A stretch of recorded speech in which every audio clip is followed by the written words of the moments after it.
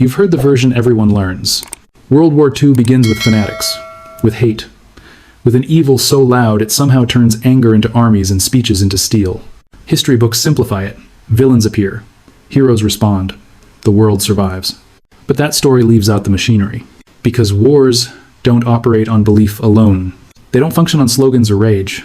They function on funding, on loans, on logistics, on factories that don't care who wins, only that production never stops. And when you trace that machinery backward, it doesn't stop at the battlefield. It moved past uniforms, past flags, past speech. It ends in offices, in banks, in contracts approved quietly while the world wasn't yet watching. This isn't just a story about Hitler or ideology. It's about the systems that allowed power to grow before it was feared. About who financed expansion, who supplied fuel, who made sure the gears kept turning. Because once you see how the war was actually sustained, you understand why this angle is rarely taught. And you're forced to ask a dangerous question. What if the war began long before the first invasion? Germany didn't emerge from World War I defeated. It emerged hollow. Its factories stood still. Its currency collapsed so completely that savings vanished overnight. Wages became meaningless. A lifetime of work could be erased between breakfast and dinner. Unemployment surged. Hungersnot. The state owed more than it could ever repay, locked into reparations that drained what little economic life remained. This wasn't a nation preparing for conquest. It was a nation barely functioning. And that detail matters. Because armies don't rise from desperation alone. You can't build tanks with ideology. You can't fuel planes with nationalism. You can't move an army on promises. Modern war requires inputs: steel, oil, machinery, and above all, capital. Germany had none of it, which forces a question history rarely asks. So where did the money come from? The answer sits an ocean away. While Germany was collapsing, another place was overflowing. New York. Wall Street in the 1,920 seconds wasn't cautious or moral, it was liquid. American banks were swimming in cash, fresh off wartime profits and industrial expansion, hunting for yield anywhere it could be found. And broken nations are perfect investments. To bankers, Germany wasn't a warning, it was a balance sheet. A country with skilled labor, advanced industry, and no leverage of its own. Desperate borrowers don't negotiate, they accept terms. This wasn't sympathy, it was arithmetic. Money doesn't ask who you are. It asks what you're worth, and how long before it multiplies. When nations break, financiers take notes. The solution was framed as rescue, recovery, stability. It was called the Dawes Plan, and on paper it looked like help. American banks would loan Germany the money it needed to stabilize its currency, restart industry, and meet its obligations. The headlines said reconstruction, the speeches said peace, but the structure told a different story. These weren't gifts, they were loans with interest, with oversight, with conditions that quietly handed control to foreign creditors. German railways, taxes, and industrial revenues were effectively pledged to repay American lenders. Money flowed in, but ownership flowed out. Germany didn't escape its collapse. It was reorganized inside someone else's ledger. Debt replaced occupation, contracts replaced armies, and dependence replaced defeat. Aid that never intended to leave.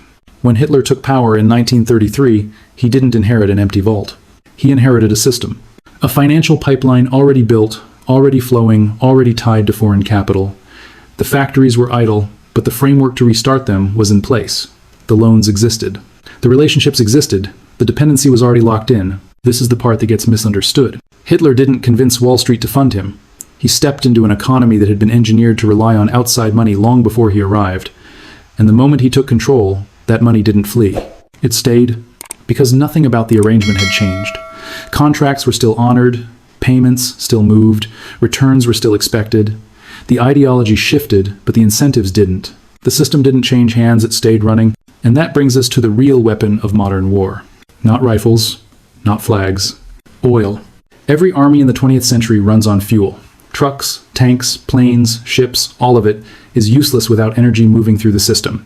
No fuel means no mobility means no conquest. Germany had a problem no speech could solve. It had no oil fields, no colonies, no access to Middle Eastern reserves. It was surrounded, constrained, and dependent. An army without fuel doesn't advance, it stalls, it collapses. This is where the story gets uncomfortable. Because if Germany couldn't access oil naturally, then someone had to show them how to manufacture it. Wars don't run on speeches. The answer came from technology, not geography. American oil companies had already solved a problem Germany couldn't. They knew how to turn coal into fuel, a process called hydrogenation. complex, expensive, and extremely valuable. With it, a country without oil could still power an army. That knowledge didn't stay in textbooks. It was licensed, shared, partnered. Through joint ventures and technical agreements, American oil expertise flowed into Germany. Plants were built, processes refined. Synthetic fuel began moving into tanks, planes, and trucks. Quietly, efficiently, legally. This wasn't ignorance. It wasn't an accident. Reports were sent. Executives knew where the technology was going and why it mattered. And the flow didn't stop when the war began. It didn't stop when borders fell. It didn't stop when Europe burned. Without this fuel, the Blitzkrieg doesn't roll. The Luftwaffe doesn't fly. The war machine stalls within months. Without this, the war ends before it begins. Fuel made movement possible. Data made it efficient. As the war expanded, killing stopped being chaotic. It became organized, scheduled, counted, tracked. Violence at this scale can't rely on memory or paper lists. It needs systems, records, standardization. Modern mass violence isn't driven by rage, it's driven by logistics. Trains had to arrive on time, labor had to be allocated, bodies had to be counted, supplies had to be measured. Decisions about who worked, who moved, and who disappeared were turned into rows, codes, and categories. This is how brutality becomes scalable, not through cruelty alone, but through administration, through efficiency that strips away faces and turns people into units. Once killing becomes a process, it no longer feels like murder to the people managing it. It feels like work, like paperwork, like optimization. Genocide doesn't happen by hand anymore. The machines that made this possible didn't look like weapons. They sat in offices, in camps, in administrative buildings, quiet, mechanical, precise. Punch cards, sorting systems, tabulators that could process thousands of entries faster than any human ever could. Each card represented a person, each hole represented a trait, religion, ethnicity, age, ability to work, destination. This wasn't chaos, it was organization. These systems didn't just record what was happening, they shaped it. Transport schedules depended on them, labor assignments depended on them, death counts depended on them, entire camps were run through data, and the machines didn't operate themselves. They were serviced, maintained, updated, leased, royalties were paid, reports were sent back across the Atlantic. No one had to pull a trigger to be responsible. They just had to make the system run smoothly. Efficiency has no conscience. While the killing was being organized, production never slowed. Inside Germany, factories kept running. Assembly lines stayed lit. Machines kept stamping, welding, and turning out parts as the war expanded across Europe. The borders changed. The flags changed. The customers didn't. These weren't makeshift workshops seized by the state. They were modern industrial plants, built for scale, built for speed, built to meet demand. And demand was rising fast. What's striking isn't just that production continued, it's that it continued predictably. Contracts honored, schedules met, output reported. War, for some, was just another operating environment. Neutrality is profitable. Those factories weren't making consumer goods. They were making movement possible. Trucks, engines, transmissions, the unglamorous backbone of war. Armies don't advance on courage, they advance on supply lines. On vehicles that can move men, fuel, ammunition, and food across long distances without stopping. Inside Germany, subsidiaries of major American manufacturers became that backbone. Production ramped up just as invasion plans accelerated.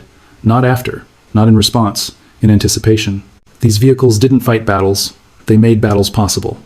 They carried soldiers into Poland, into France, toward the Soviet Union. Every mile conquered required wheels beneath it. This wasn't symbolic support, it was logistical dominance. Numbers mattered, timing mattered, and the timing was perfect. Wars move on wheels. Money kept moving even after the shooting started. Banks didn't pack up and leave when borders were crossed. Accounts were still managed, assets still protected. Transactions still processed in cities under occupation, as long as the door stayed open and the ledgers balanced. To the people being displaced, robbed, and erased, it looked like betrayal. To the institutions involved, it looked like continuity. War was chaos on the ground, but order in the vaults. Branches stayed operational. Decisions were justified as neutrality, as obligation, as procedure. Assets belonging to families who would never return were frozen, transferred, absorbed. Paperwork replaced faces, numbers replaced names. The war redrew maps, but it didn't interrupt finance. Money adapted faster than morality ever could. Money doesn't pick sides. When the war ended, accountability was supposed to begin. It didn't. There were trials, there were headlines, a few executives faced questions, but the system made a different calculation. These companies weren't treated as accomplices, they were treated as assets. The world needed rebuilding. Factories were valuable, expertise was valuable, and soon a new enemy appeared on the horizon. The Cold War rewrote priorities overnight. Justice became inconvenient. Punishment was selective, settlements were negotiated quietly, files were sealed, relationships were preserved. The same corporations that powered the war were now essential to reconstruction, defense, and growth.